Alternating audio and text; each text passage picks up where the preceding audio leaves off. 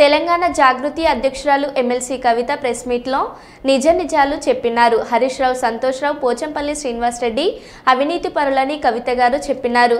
తక్షణమే వీరిపై CBI enquiry వేసి నిజంగా దాదాలు బయటకు తీసి వీరిని తక్షణమే శిక్షించాలని, వీరి అవినీతి సంపాదించిన డబ్బులు అన్ని ఆస్తులను రికవరీ చేసి ప్రభుత్వ సంక్షేమ పథకాలకు ఉపయోగించాలని సీఎం రేవంత్ రెడ్డిని కోరారు.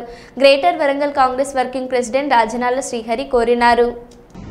శిక్షించాల్సిందిగా నేను కాంగ్రెస్ పార్టీ తరఫున డిమాండ్ చేస్తున్నాను. కాళేశ్వరం కుంభకోణంలో హరీష్ రావు కోట్లు సంపాదించి ఎన్నో ఆస్తులు సంపాదించడనేది వాస్తవం. తక్షణమే ఆయనను సిబిఐ విచారణ ఆయనపై జరిపించి ఆయనను తక్షణమే శిక్షించి ఆయన దగ్గర కోట్ల రూపాయలను రికవరీ చేసి పేదలకు పంచాలని నేను కాంగ్రెస్ పార్టీ తరఫున నేను కోరుతున్నాను. అదేగాక సంతోష్ రావు కొన్ని కోట్ల రూపాయల సంపాదనే గాక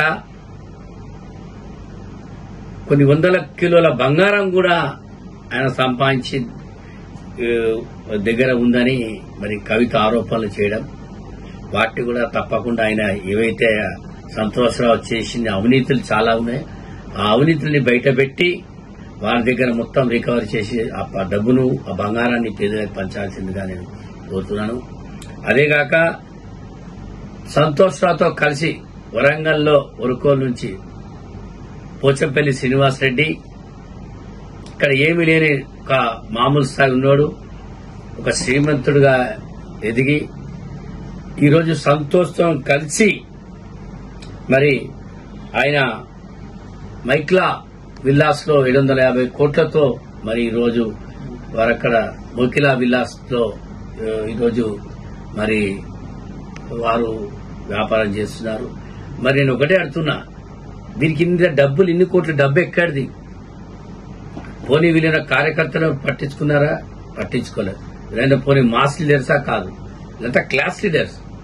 మరి ఇటువంటి వాళ్ళ మీద ఇలా కాంగ్రెస్ పార్టీ ఖచ్చితంగా సిబిఐ విచారణ జరిపించి వీరి దగ్గర వీరు అవినీతిగా సంపాదించిన కోట్ల ధనాన్ని పేదల సొమ్మది ఆ కోట్ల రూపాయల్ని పేదలకే పంచాల్సిందిగా నేను మన గౌరవ ముఖ్యమంత్రుల్ని రేవంత్ రెడ్డి గారిని నేను కోరుతున్నాను.